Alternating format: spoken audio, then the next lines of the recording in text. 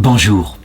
Est-il possible de raconter dans une vie de saint, les saints catholiques, quelqu'un qui canoniquement n'a jamais été reconnu comme saint?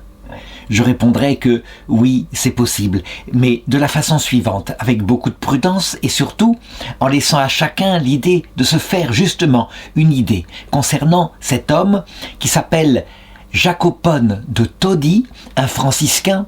Todi, c'est une ville en Italie centrale, mais surtout à cause du fait qu'il fit vers la fin de sa vie un choix politique qui fut un échec et qu'il se révolta contre un pape, le pape Boniface VIII.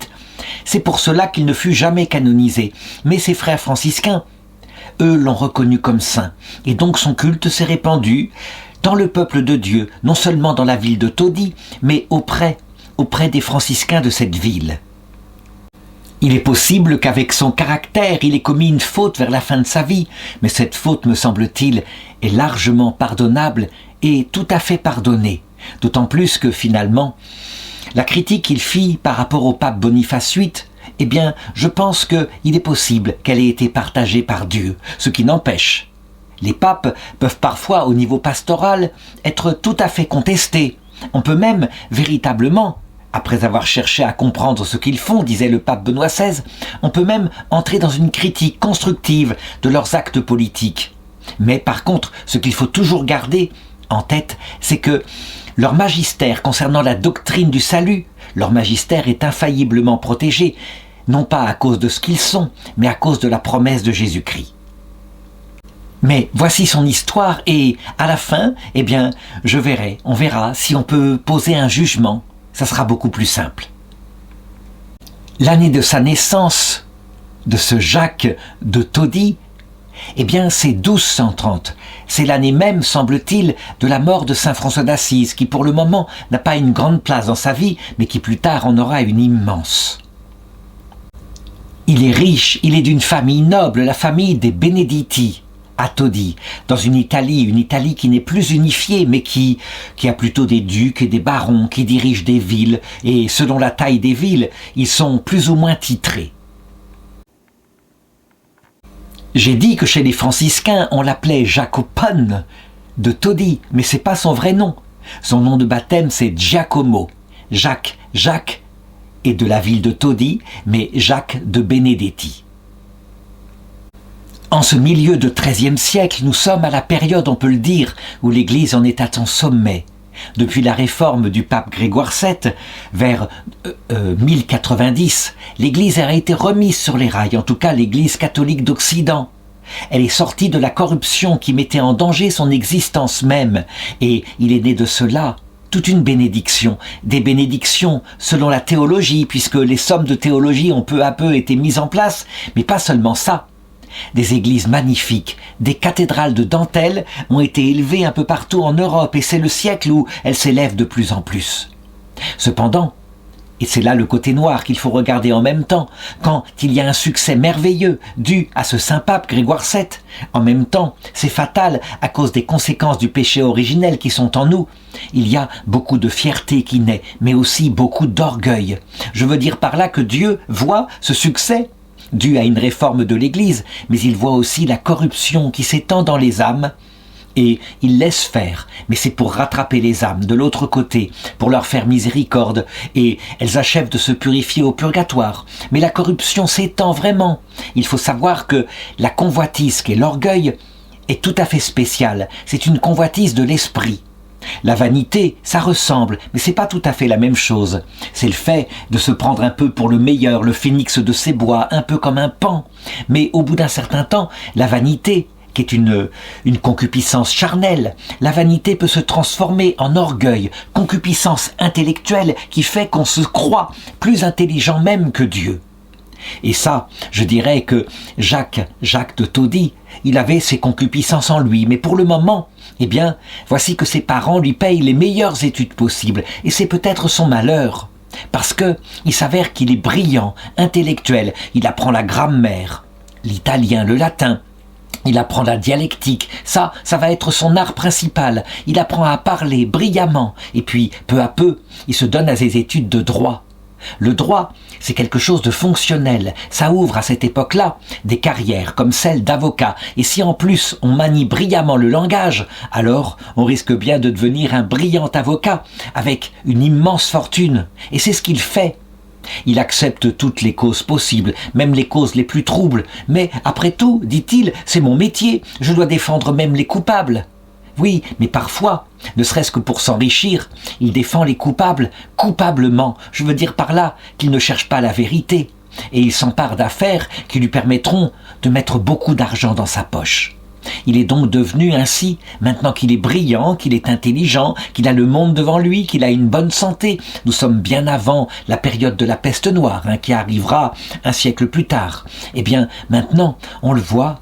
Je suppose que c'est comme ça qu'on devait le regarder depuis le ciel. On le voit qui développe de plus en plus d'orgueil. Et c'est un risque pour son âme.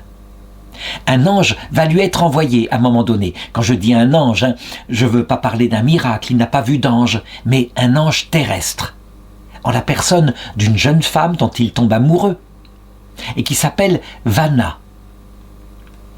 Le brillant avocat Jacques de Benedetti, voici qu'il repère cette jeune femme qui est en apparence charmante et belle, mais, et ça il ne le sait pas encore, elle est humble, elle est pieuse, elle est généreuse. Et évidemment, l'affaire se fait, elle tombe elle-même amoureuse, et c'est un mariage d'amour qui va se conclure entre eux. Vraiment, c'est quelque chose qui vraiment, on peut le dire, le sort un peu de sa mondanité. Il aime sa femme et il ferait tout pour elle. On peut le dire à partir de cette époque-là. Le travail qu'il abat, il le fait pour qu'elle ne manque de rien. Et elle, manifestement, eh bien, elle lui est reconnaissant de tout ce qu'il fait pour elle, de tout ce qu'il lui donne, de la belle vie qu'il lui donne, au point qu'au bout d'un certain temps, il essaye de gagner encore plus d'argent, eh bien pour faire encore plus plaisir à son épouse bien-aimée. Ce qu'il ne sait pas, c'est que elle, eh bien, dans son obéissance à son homme, elle prie pour lui énormément. Elle accepte de reconnaissance ce qu'il fait, elle sait que c'est sa manière de l'aimer, mais en même temps, elle est bien lucide de son orgueil, de sa vanité, du risque pour son âme. Et donc, à partir d'une certaine époque, et ça, il ne s'en doute pas, il y a comme un décalage entre eux. Elle développe de plus en plus de piété, et lui, de plus en plus de vanité mondaine. C'est ainsi.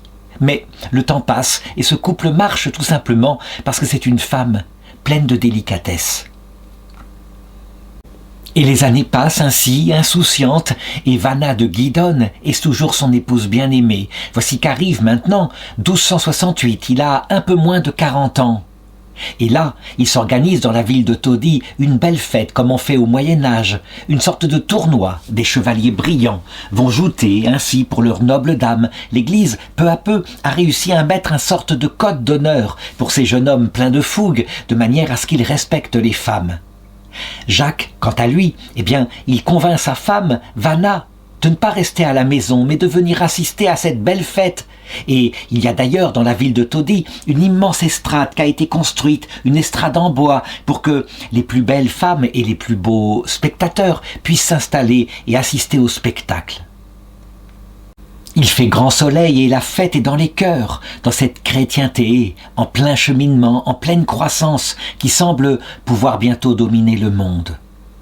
Et voilà que, au milieu de la fête, l'estrade, qui manifestement a été mal construite, l'estrade se met à vaciller et d'un coup, brutalement, elle s'écroule dans un fracas du tonnerre avec une immense poussière. Jacques, qui n'était pas sur l'estrade manifestement, ou peut-être qu'il s'il y était, n'a pas eu du tout de dégâts physiques, cherche partout, à travers la poussière, son épouse Vanna. Et il finit par la trouver. Elle est là, elle a été blessée mortellement. D'autres personnes, évidemment, crient, d'autres sont mortes. Il la prend dans ses bras. Il appelle à l'aide, immédiatement, on vient les chercher.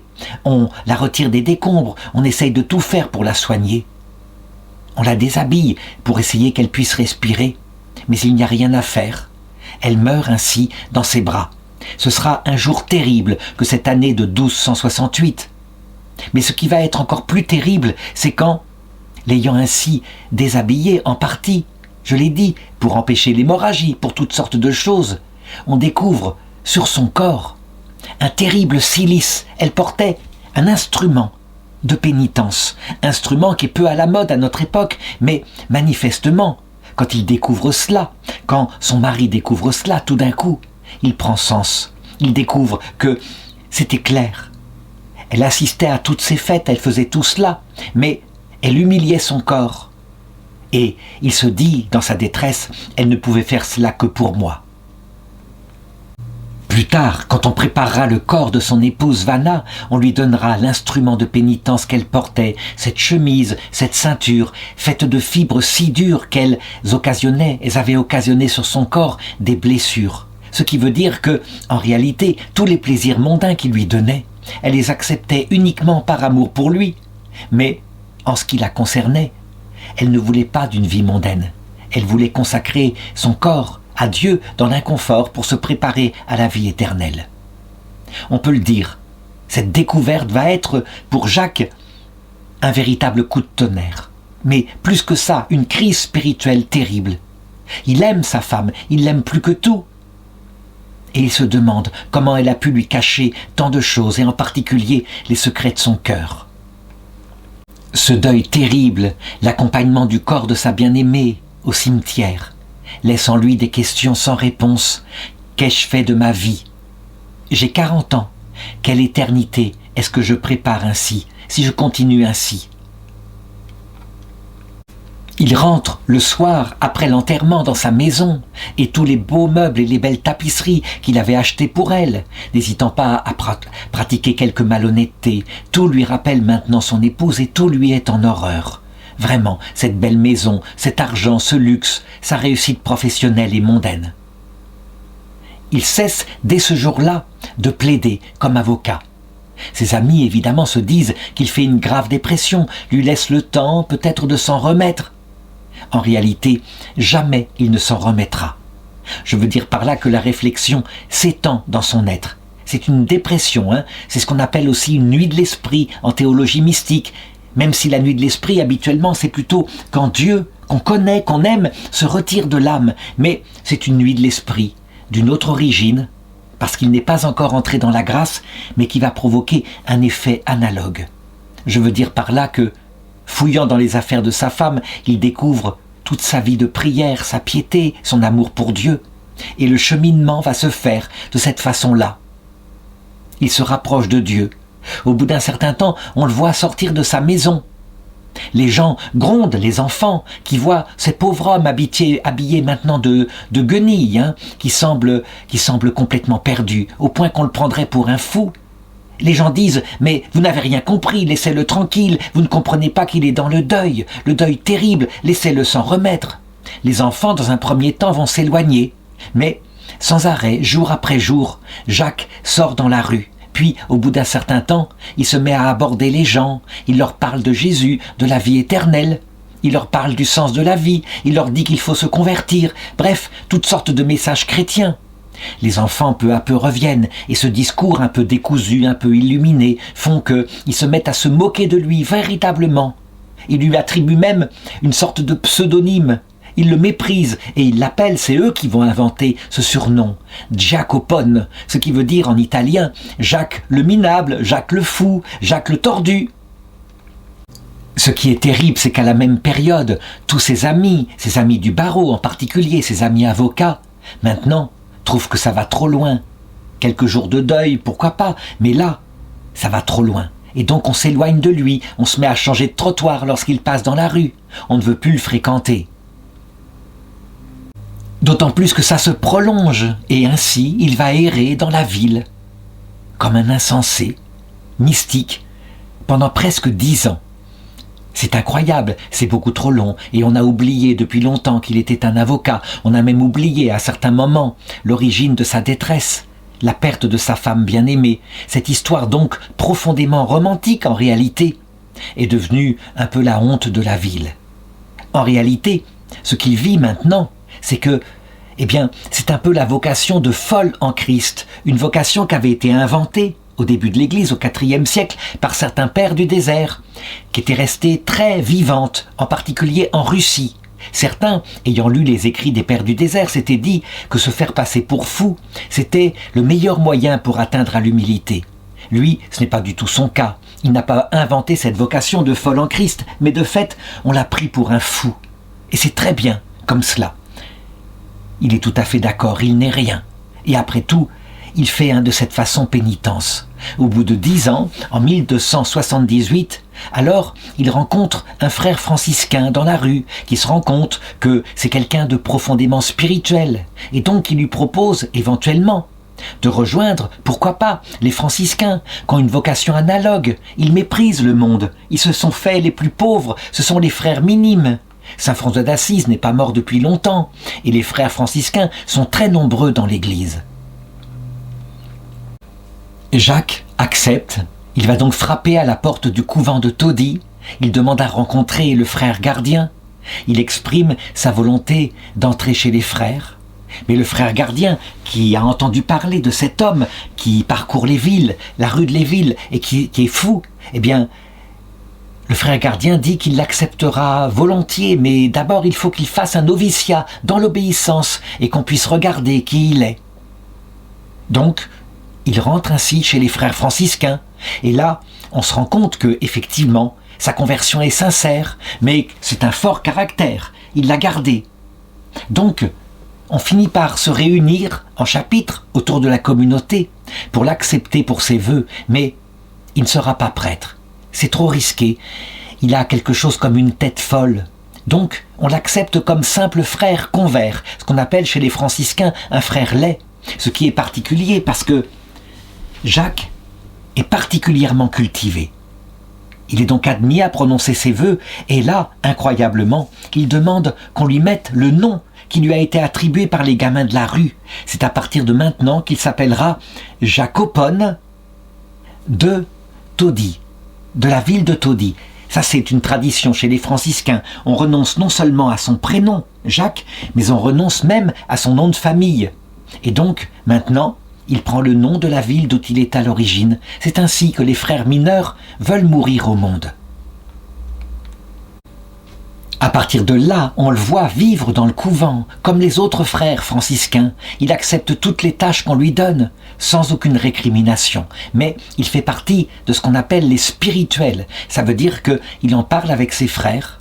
Il faut revenir à la règle de Saint François d'Assise. Là, je veux faire une incise pour comprendre. Saint François d'Assise, c'est un homme qui vient d'un milieu riche. Il est fils de marchand. Il a vécu donc quelques dizaines d'années auparavant. Il est mort au moment de la naissance de Jacques. Saint François d'Assise, par réaction à la mondanité de sa famille, lui qui avait cherché pendant un temps la gloire, se faisant même payer par son père une sorte d'armure de condottière pour aller combattre contre une cité, la cité de Pérouse, qu'avait fait de la prison et qu'avait vu à un moment donné, revenant penaud de sa prison, le Christ s'animer autour d'une croix et lui demander de reconstruire son église. Il avait pris cela vraiment comme l'ordre de reconstruire une petite chapelle qui était là, la chapelle de San Damiano, ce qu'il avait fait. Et les gens l'avaient aidé. Son père, furieux, voulait le déshériter. Eh bien, il avait laissé tous ses vêtements, était allé rejoindre l'évêque et l'évêque avait accepté sa consécration. L'ordre qu'il avait fondé, parce que Saint François d'Assise était un poète extraordinaire, un chantre de Dieu, une âme lumineuse. Beaucoup de jeunes l'avaient rejoint. L'ordre qu'il avait fondé, il insistait pour le dire, devait être centré sur la pauvreté matérielle. Au début, il ne voulait même pas qu'il y ait de bâtiments en dur, qu'on ne puisse pas faire des études. Il se méfiait de cela. L'Église avait tiqué en se disant « Qu'est-ce que c'est que cette nouvelle communauté? Est-ce que ce ne seraient pas des illuminés ?» Ils font de la pauvreté un tel absolu qu'ils oublient ce qui sont les commandements essentiels, la charité, l'humilité. Ils deviennent orgueilleux à cause de leur excès de pauvreté matérielle. Finalement, le pape Innocent III, un des grands papes de l'époque, avait eu un rêve profond, voyant un petit homme habillé de brun qui soutenait son église qu'allait s'écrouler. Et le lendemain, il avait la visite de Saint François. Il comprit qu'il fallait qu'il reconnaisse l'ordre des franciscains. Donc, ils avaient été absous du risque d'hérésie, mais il y avait dans le mouvement franciscain la tendance à l'hérésie. Je m'explique. Ça venait du fondateur. Saint François insistait, je l'ai dit, sur la pauvreté matérielle. Il avait même composé un hymne magnifique sur cette sœur pauvreté. Mais le cardinal Hugolin, chargé par le pape d'organiser les franciscains de plus en plus nombreux, avait exigé qu'il puisse y avoir quelques maisons pour ceux qui seraient ordonnés prêtres. Et il avait expliqué à François que c'était pour le bien commun de l'Église, et c'est vrai. D'ailleurs, saint François avait été à moitié convaincu quand il avait entendu la prédication d'un frère franciscain qu'il ne connaissait pas, un certain Antoine de Padoue, un Espagnol. Et la prédication était tellement magnifique, cet homme était pourtant cultivé, il n'avait pas le cœur enflé, que François avait dit « oui, des études comme ça, j'accepte. Et si c'est pour être ordonné prêtre à la façon d'Antoine, j'accepte. » Mais très vite, il avait vu que, autour des couvents en dur, certains frères, devenaient des grosses têtes. La science les se mettait à enfler, et donc c'était la vocation même des franciscains qui était en danger. Il y avait eu, à partir de sa mort, qui était mort d'ailleurs dans l'angoisse, une grande épreuve par rapport à cette division. 2 sortes de franciscains qui étaient nés. Des franciscains rigoristes qui voulaient suivre l'esprit de saint François d'Assise, toute la pauvreté, poussée jusqu'au bout, et des franciscains conventuels qui vivaient en couvent, qui faisaient des études et qui suivaient l'esprit de saint François d'Assise, c'est-à-dire l'humilité qui était l'effet de la pauvreté et non pas la pauvreté matérielle en soi. L'ordre était donc divisé profondément et les débats étaient forts à l'intérieur. Jacques, il assista à ces débats et il décida pour sa part d'être plutôt parmi les spirituels, c'est-à-dire ceux qui faisaient de la pauvreté un absolu. Donc, de ne pas faire d'études, de rester simple frère laid, d'être à la cuisine, au gardiennage des animaux, toutes sortes de tâches modestes. Lui qui était tellement cultivé, ce grand avocat, et c'est probablement par réaction, justement, à son ancienne vie de mondain avocat. Pourquoi je raconte cela ? Parce que ça va avoir une incidence énorme dans sa vie. D'abord, à un moment donné, le pape de Rome finit par mourir. Et donc, il n'y a rien à faire, les cardinaux qui sont très mondains, très ventripotents, l'Église est entrée dans une phase de décadence, n'arrivent pas à élire un successeur. Tous sont contre, parce que un tel est trop pour le pouvoir, il va dominer, l'autre trop vaniteux, il est détesté, etc. Et ça dure des mois, au point qu'à un moment donné, un petit ermite de la montagne, un ermite très âgé, ayant dépassé 80 ans, se met à écrire à la réunion des cardinaux en leur reprochant gravement leur mondanité, en leur demandant de retourner au Christ. Incroyablement, les cardinaux, ayant reçu cette lettre qui était bien pesée, décident d'élire quelqu'un très âgé, parce qu'ils n'arrivent pas à élire quelqu'un qui ne durera pas longtemps, et d'élire ce petit moine qui leur a écrit. Ainsi, lui, au fond de son ermitage en Italie, reçoit la nouvelle de son élection au siège de Saint-Pierre. C'est évidemment une douche froide, mais il accepte humblement.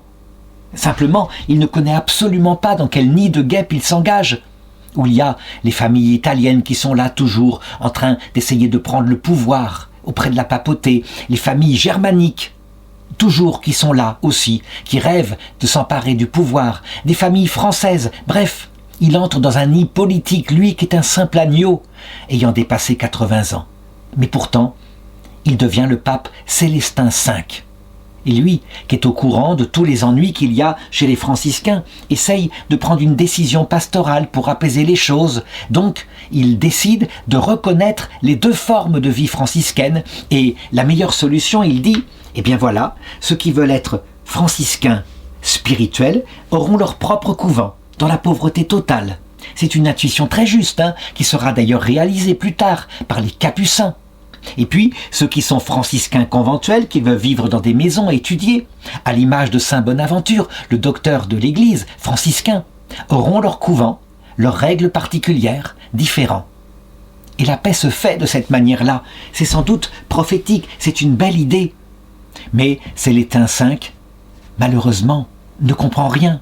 Il est entouré de conseillers, en particulier de politiques, qui sont là et qui lui suggèrent maintenant de profiter de son pouvoir et pontifical pour nommer des cardinaux, une 12aine de cardinaux, tous liés à une faction particulière, la faction des Français, ou du moins plus de la moitié.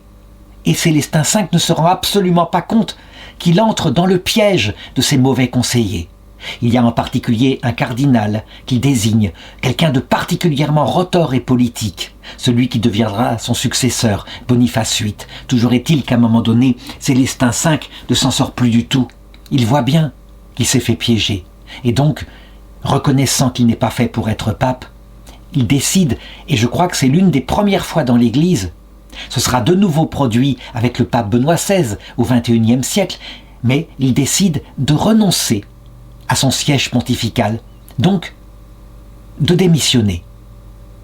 Et les cardinaux se réunissent, et là, un des cardinaux qu'il avait fait nommer, un cardinal tout à fait retors, réussit à se faire élire et prend le nom de Boniface VIII.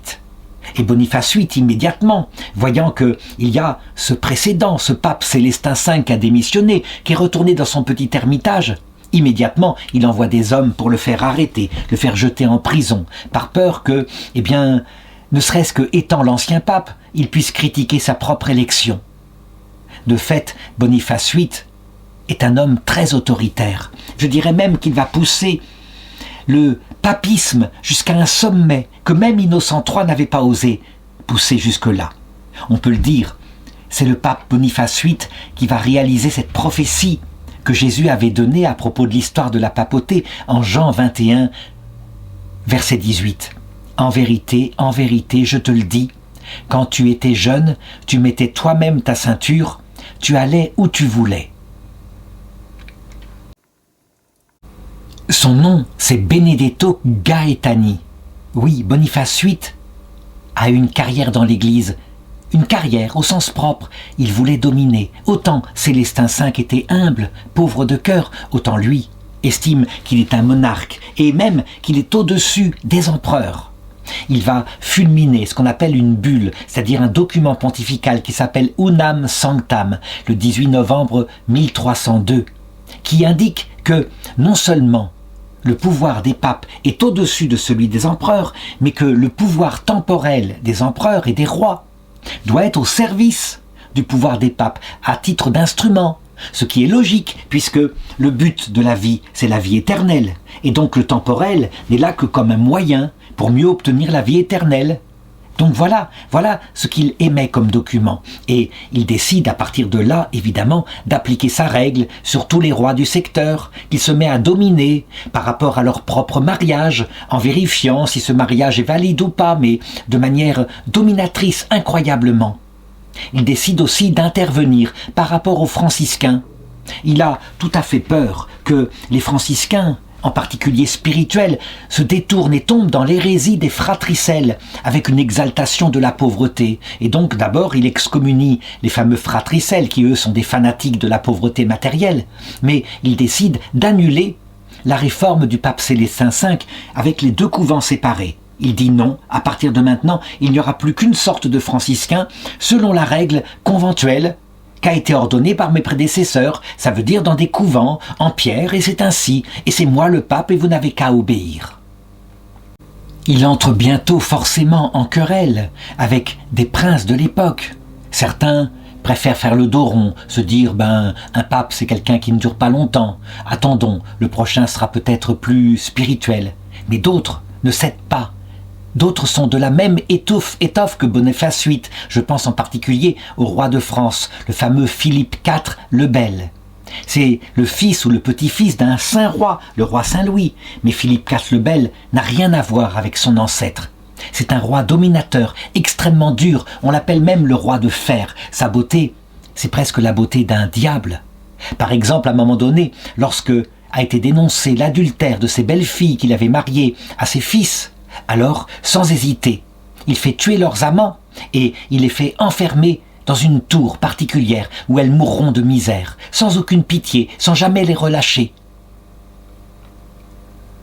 Évidemment, quand le pape Boniface VIII commence à vouloir imposer ses règles au roi Philippe le Bel, Philippe le Bel n'hésite pas. Il envoie son propre chancelier auprès du pape à Anagni, et le chancelier, dit-on, commet un attentat terrible contre le pape Boniface VIII, lui retourne une gifle humiliante qui fera du bruit dans toute la chrétienté. On dit qu'un an plus tard, Boniface VIII en mourra d'humiliation et de rage. c'est possible, mais en attendant, il est toujours pape.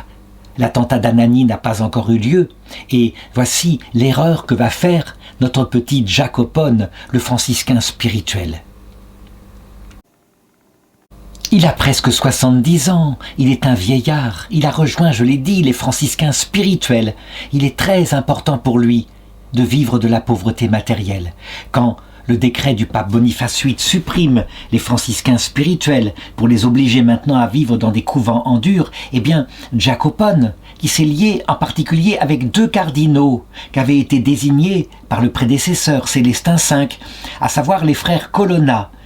Il y a le cardinal Jacopo Colonna et le cardinal Pietro Colonna, 2 frères. Eh bien, ceux-ci, voyant l'autoritarisme de Boniface VIII, décident de contester son autorité, de le faire publiquement. Et lui, eh bien, qu'est-ce qu'il fait? Il rejoint leur révolte.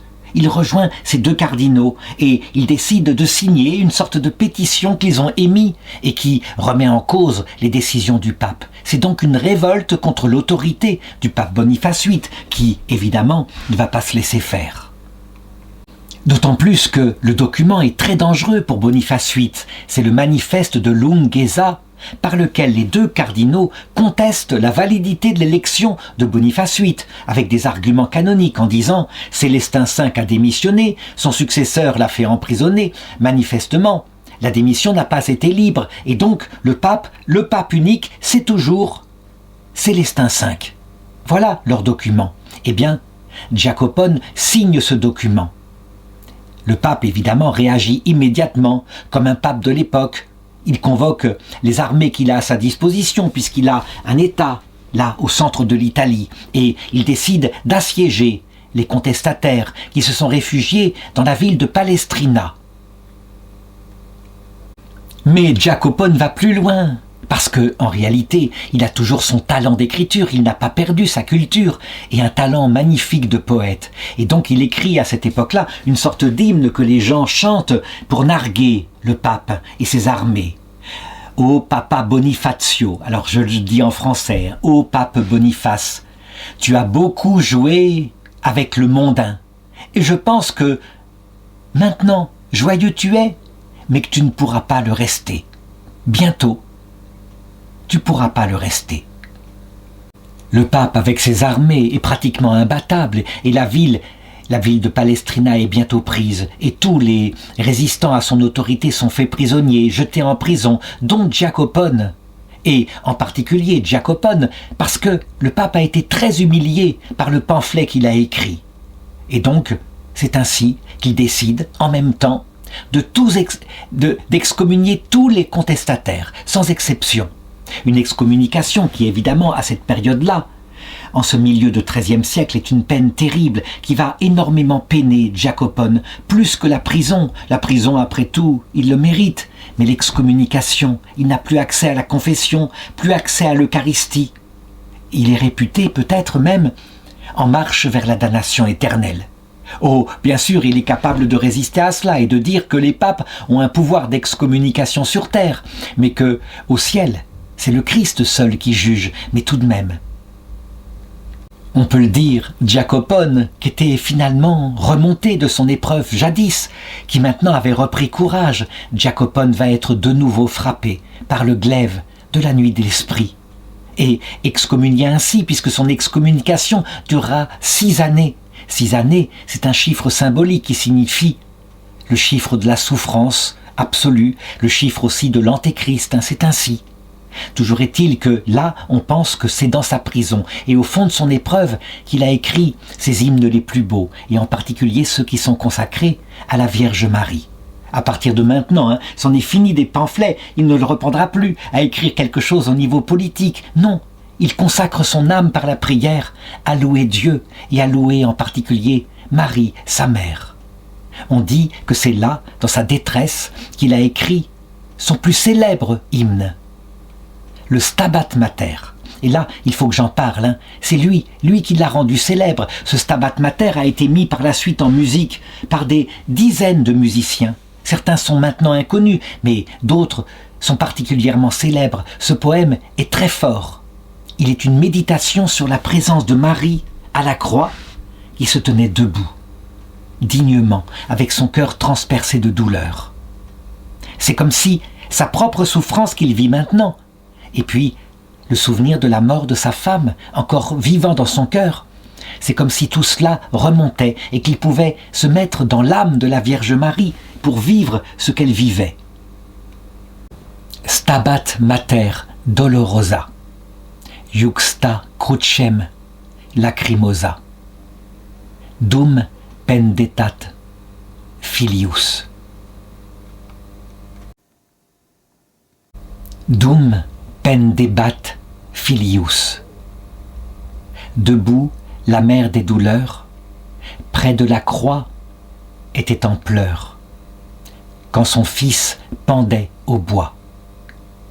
Et suit toute une série de versets, des versets qui semblent pénétrer la spiritualité de la Vierge Marie et qui vont jusqu'à la fin pour terminer le poème par une supplication par rapport à nous, pauvres pécheurs, et notre destin.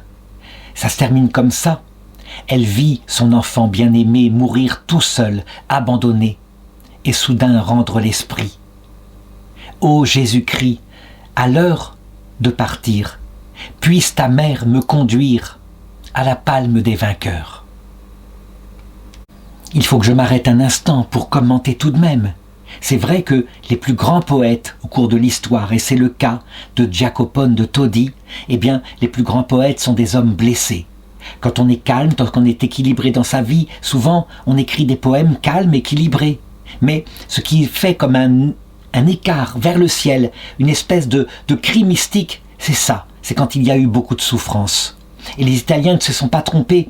Les poèmes de Giacopone de Todi ont largement influencé la littérature italienne postérieure. Vraiment, quand on regarde avec recul ce qu'il a vécu et cette excommunication par Boniface VIII, on se dit que peut-être l'œuvre la plus belle de Boniface VIII est cette excommunication. Évidemment, sur le coup, on ne pouvait pas s'en rendre compte, parce que dans ces moments de grande douleur, avant que la mort ne vienne le saisir, il va écrire une centaine de laudes, d'hymnes, qui ont quelquefois encore leur place au plus profond de la liturgie actuelle de l'Église latine. On pense qu'au départ, à la différence des hymnographes dans l'Église orthodoxe, il ne les a même pas composés pour la liturgie, il les a composés pour lui seul, ou peut-être pour ses frères franciscains, pour ceux qui comme lui avaient été excommuniés. En tout cas, il parle de tous les thèmes, je voudrais le dire, on dirait presque les psaumes de David, quelque chose comme ça. Il parle de la louange à Dieu, de la louange de la Vierge Marie, la louange de Saint François d'Assise, de l'idéal franciscain de la pauvreté. Il y a des hymnes qui condamnent les tentations mondaines du siècle. Il y a des descriptions détaillées de la maladie, de la mort, comme instrument vers la vie éternelle, un peu comme Saint François d'Assise dans son hymne des créatures. Il y a aussi une introspection sur son propre péché, qu'on peut appliquer à nous tous. Mais il y a aussi, parce qu'il ne peut pas s'en empêcher, il retourne un peu à ses premiers amours, une satire politique. Vraiment, il n'hésite pas. Mais après tout, ça on ne peut pas lui reprocher. Sainte Catherine de Sienne, la célèbre docteure de l'Église dominicaine, eh bien elle aussi, elle n'hésitera pas à écrire avec une très grande fermeté sur les travers politiques, non seulement de l'Église, mais de la politique. Il y a aussi une lamentation sur l'état de l'Église, donc à l'image de Sainte Catherine de Sienne, et puis la description de ce que c'est que quand on prie, qu'on s'approche de Dieu dans une extase mystique. Bref, ceux qui lisent ces poèmes, le diraient avec Jésus, ça ne peut pas lui être venu de lui-même, ça ne peut venir que du Saint-Esprit. Fort heureusement, il ne mourra pas excommunié. Le pape Boniface VIII, après l'attentat d'Anagni dont j'ai parlé tout à l'heure, eh bien, va apprendre lui aussi dans l'épreuve, dans une nuit intérieure profonde, la nuit de l'esprit. Il ne s'attendait pas à ça. Il pensait être maintenant un monarque intouchable. Le Seigneur lui avait suscité des ennemis, un peu comme on le voit dans l'Écriture, à propos du roi Salomon, qui, vers la fin de sa vie, s'était lui aussi comporté incroyablement orgueilleusement, alors que dans sa jeunesse, il était si sage. Les ennemis ne sont pas forcément suscités directement par Dieu, mais peut-être comme une conséquence immanente de l'orgueil du pape Boniface VIII. En tout cas, à sa mort, un successeur est élu, c'est le pape Benoît XI, qui lui va pacifier les choses, va retourner dans un juste milieu. Et donc, le 23 décembre de l'année 1303, alors que Jacopo naît à 73 ans, l'excommunication est levée. Tous les partisans des cardinaux Colonna sont libérés. Il peut retourner dans son couvent, où il va vivre les 3 dernières années de sa vie, humblement, modestement, continuant d'écrire des poèmes, puisqu'on a découvert son talent, et puis comme jardinier. Oh, il n'est pas entièrement consolé. Ses frères, quant à eux, qui ont plutôt choisi l'obéissance au pape, parce que c'était le pape, n'ont pas voulu le reprendre parmi eux. Et ce seront des Clarisses, le 2e ordre des franciscains, celui que saint François d'Assise avait fondé, confié à Sainte Claire, les Clarisses de Calazzone, qui vont le recueillir, où il va mourir le 25 décembre, le jour de Noël, 1306. Mais il faut que je raconte sa mort. C'est une mort tout à fait magnifique.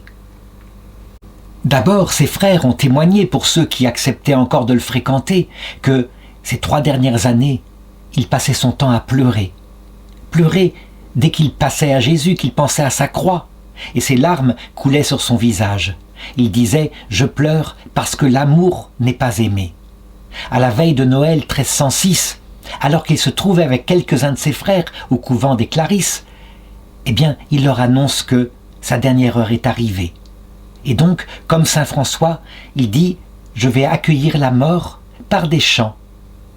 Alors, son ami qui est là, le bienheureux Jean de la Verne, apparaît miraculeusement et lui administre les derniers sacrements. C'est incroyable, c'est vraiment une coïncidence qui ne peut venir que du ciel, qu'il ait été présent ce jour-là, qu'il ait pu ainsi l'administrer, l'accompagner dans sa dernière détresse. En tout cas, Jacopone chanta alors, se préparant à la mort, l'un de ses derniers poèmes préférés. « Jésus, en toi est toute notre confiance, le grand espoir de chaque cœur. » Et lorsque il eut terminé son chant, il ferma les yeux et on dit qu'il mourut d'excès d'amour pour l'enfant Jésus, au moment même où le prêtre qui célébrait la messe de minuit entonnait le Gloria in excelsis Deo, gloire à Dieu au plus haut des cieux et paix sur la terre aux hommes de bonne volonté. Vraiment, c'était trop. Et les frères là, ce qu'avait été très dur avec lui, mais les sœurs Clarisse aussi, tout de suite, lorsqu'il fallut préparer son enterrement, sûrs que c'était un saint. Et donc les gens de la ville de Todi aussi se précipitèrent et on se mit à l'honorer, à le vénérer, et on se mit à l'appeler le bienheureux Jacopone. On essaya par la suite, l'ordre des franciscains essaya plusieurs fois de faire les démarches pour sa béatification, sa canonisation, par exemple en 1596. Donc, 300 ans après sa mort, les habitants de la ville voulurent que ses restes et ses reliques soient mis dans un magnifique tombeau pour bien montrer qu'ils ne l'avaient jamais oublié. Mais c'est incroyable, près de 600 ans après sa mort, il y eut de nouveau une tentative pour le faire béatifier en 1868, à la fin du XIXe siècle.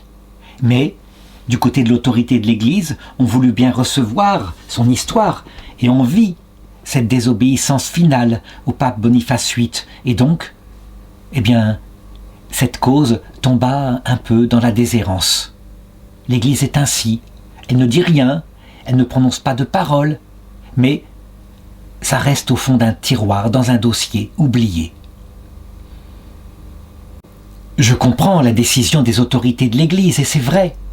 Il est si difficile de rester fidèle à un pape qui, au niveau pastoral, est un tyran domestique. On a vu la même chose, par exemple, à l'époque du pape François, qui, extérieurement, paraissait le plus consensuel, mais qui gouvernait par lui-même avec une très grande autorité, une autorité presque dictatoriale. Il y eut même des révoltes de cardinaux aussi. Et donc l'Église se dit que si on canonise quelqu'un qui n'a pas suivi les directives du pape Benoît XVI, dont j'ai parlé tout à l'heure, à savoir, au-delà de la personnalité du pape, toujours croire que l'Esprit Saint est sur lui, que son magistère est protégé. Alors on donnerait un mauvais exemple, et peut-être que viendrait un jour, lorsqu'un pape déplairait, quelqu'un qui dirait « Regardez, il y a eu d'autres personnes avant moi qui se sont révoltées contre les papes, dont Giacopone de Todi, et je ne fais que l'imiter. » Donc je le comprends très bien. Et c'est vrai, l'Église a raison, jamais il ne faudra se révolter contre le pape dans son magistère doctrinal, puisque l'infaillibilité est promise par notre Seigneur. C'est donc un acte de foi qu'il faut poser, alors que les papes peuvent très bien commettre des péchés gravissimes dans leur pastorale pratique, leurs décisions politiques, etc. Ça n'a pas d'importance. Je crois que, malgré tout, la plus belle canonisation qu'a eue Saint Giacopone de Todi, ce fut celle de ses frères, qui, évidemment, après sa mort, lui pardonnèrent complètement sa révolte contre Boniface VIII et se battirent, essayèrent de le faire canoniser, n'y arrivèrent évidemment pas. Voilà, je m'arrête là et peut-être maintenant que nous sommes au XXIe siècle, peut-être que ce saint oublié, il faut le faire intervenir depuis le ciel quand on a un souci quelconque, pour qu'il intervienne, pour que les choses se calment, se pacifient, et qu'il arrive, à lui qui connaît ce que c'est que le caractère un peu prime-sautier, qu'il arrive à pacifier les conflits qui peuvent arriver, par exemple dans les couples. Prions-le de cette manière-là, et si ça arrive, si on constate des réconciliations incroyables, ne pas hésiter à en informer le Vatican qui peut-être un jour, émettra un décret de canonisation, tout en disant « Attention, en ce qui concerne sa désobéissance, c'est pas là-dessus qu'on le canonise, mais c'est ne serait-ce qu'à cause des chants qu'il a rédigés, qui ne pouvaient venir que de l'inspiration du Saint-Esprit. »